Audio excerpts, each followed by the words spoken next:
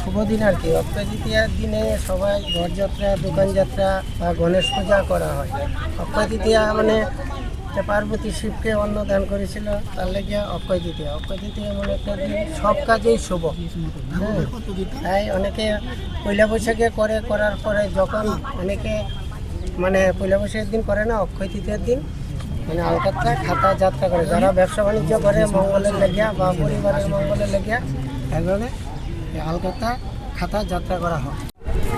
অক্ষয় তৃতীয়া তিথি রাম ঠাকুর আবির্ভাব হয়েছিল। এই তিথিটা খুবই সুন্দর। এই দিনটা খুবই অক্ষয় থাকে।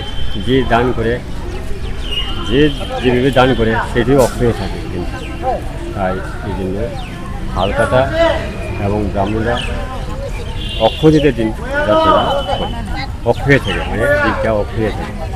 ব্যবসা ভালো ব্যবসা ভালো হয় এবং মানুষ গরিব করে দান করলে খুবই মানে পরকালের লেগিয়া খুবই উপকারী।